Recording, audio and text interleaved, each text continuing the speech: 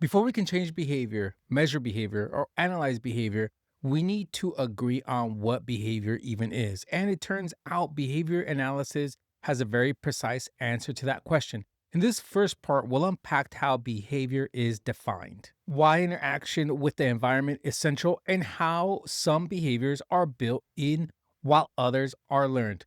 Think of it as setting the language and logic for everything that comes next. Before we understand how behavior changes, we need a shared foundation for what behavior actually is and how it relates to the world around us. Behavior analysis begins with the idea that behavior doesn't happen in a vacuum. Instead, it's shaped and reshaped by ongoing interactions with the environment. This chapter lays out the core concepts that make a scientific analysis of behavior possible. And these concepts will show up again and again in everything that follows. The focus here is not the labels, traits, or explanations that live inside a person, but on observable relations between behavior and environmental events.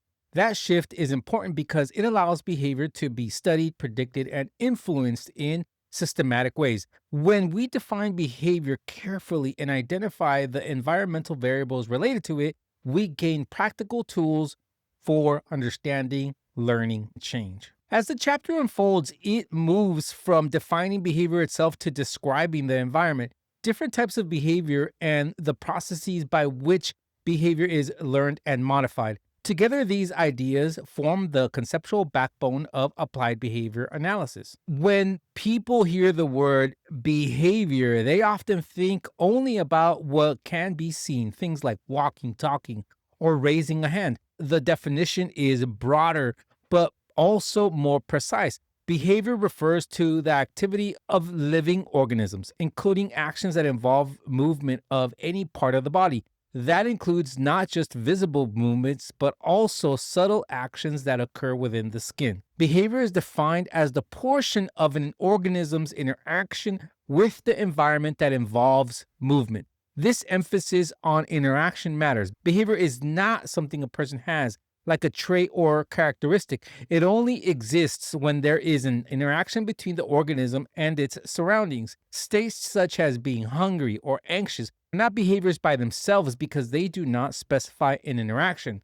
This definition also excludes movements caused by independent physical forces. If someone is pushed by a strong wind, that movement isn't behavior. But actions taken in response to that, bracing, yelling, or shielding the face, are behaviors. This way of defining behavior sets the stage for scientific analysis. In everyday language, we often talk about behavior as if we're a single event, but behavior analysis makes an important distinction.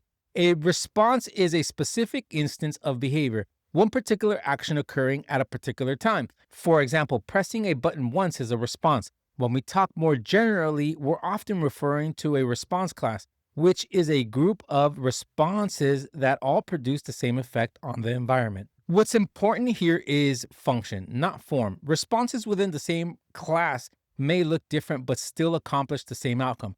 Asking for help by raising a hand, speaking, or pointing can all belong to the same response class if they serve the same function. This focus on function allows behavior analysts to look beyond surface differences. The term repertoire refers to the collection of behaviors a person can perform. Sometimes it means everything a person can do. Other times it refers to a specific skill set such as academic, social, or communication repertoires. As people learn, their repertoires expand, giving them more ways to interact effectively with their environment. To understand how the environment relates to behavior, behavior analysts describe events in terms of when they occur. Antecedents are environmental events or conditions that occur before a behavior. Every behavior occurs in the presence of some antecedent conditions, whether or not they are planned or obvious. Consequences, on the other hand, are stimulus changes that follow behavior. Some consequences have powerful effects on future behavior, while others have little or no impact. What matters is how closely the consequence follows the behavior and whether it is relevant to the individual's current motivational state. Both antecedents and consequences can be social or non-social. A teacher's instruction a peer's reaction, or the removal of an unpleasant stimulus can all function as consequences. By analyzing patterns of antecedents, behaviors, and consequences, behavior analysts begin to identify the variables that influence behavior over time. This framework sets the stage for understanding learning processes. Once we see how behavior fits into this sequence, we can examine different kinds of behavior and how they are shaped by the environment. Not all behavior is learned. Some behavior is built into the organism at birth. Respondent behavior refers to behavior that is elicited by antecedent stimuli. These stimulus response relations are called reflexes, and they are part of the organism's biological endowment. Examples of respondent behavior include blinking when a puff of air hits the eye, salivating when food is placed in the mouth, or withdrawing a hand from painful stimulus. These responses occur reliably when the appropriate stimulus is presented, assuming the relevant receptors and effectors are intact. Respondent behavior serves important biological functions such as protection, regulation, and survival.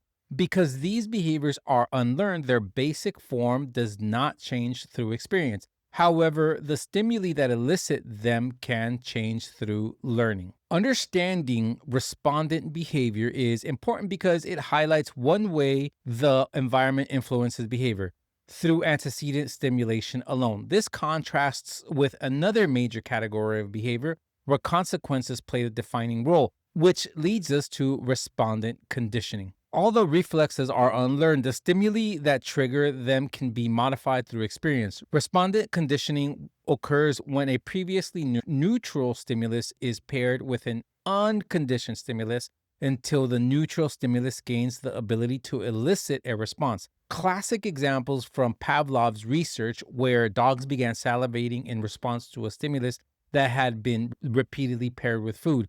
Through stimulus pairing, the neutral stimulus became a conditioned stimulus and the response became a conditioned response. Timing matters. In respondent conditioning, the pairing is most effective when the neutral stimulus occurs just before or at the same time as unconditioned stimulus. Over time, these learned reflexes can weaken if the conditioned stimulus is presented repeatedly without the stimulus, known as respondent extinction.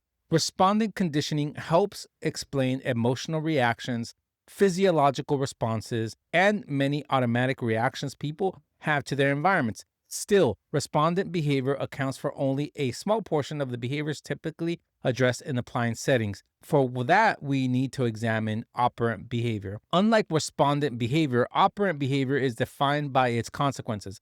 Operant behavior is selected, shaped, and maintained by what happens after the behavior occurs. This type of behavior allows organisms to adapt by changing environments by learning and experience. From early in life, humans engage in operant behavior. A baby's movements produce changes in the environment, and some of those changes increase the likelihood of similar movements occurring again. Over time, consequences shape increasingly complex patterns of behavior. Operant behavior is not identified by how it looks, but by what it accomplishes. The same physical movement can belong to different operants depending on its function. This functional approach allows behavior analysts to focus on the effects of behavior rather than surface features. Because operant behavior is influenced by consequences, it provides the foundation for understanding learning, skill acquisition, and behavior change. This concept leads directly to the idea of behavior is selected over time in much the same way biological traits are selected across generations. One of the most powerful ideas in behavior analysis is selection by consequences. Just as biological traits evolve through natural selection, operant behavior evolves through its consequences. Behaviors that produce favorable outcomes are more likely to occur again, while others fade away. This process operates within an individual's lifetime, known as ontogeny. Over time, a person's behavioral repertoire reflects a history of reinforcement and punishment. Behavior that is sensitive to its consequences is more likely to be maintained and adapted to new conditions. Selection by consequences helps explain why behavior shows variation. Reinforcement does not strengthen only one exact form of behavior, it strengthens response classes. This variability allows organisms to adapt when environments change. understanding behavior as a product of selection shifts attention away from internal explanations and toward environmental relations. It also highlights why consequences must be carefully analyzed when designing interventions. With this perspective in place, the final step is understanding how antecedents, behavior, and consequences work together in a unified framework. At the core of operant behavior is the three-term contingency. This framework describes the relationship between antecedent conditions, behavior, and consequences. It emphasizes that behavior does not occur in isolation,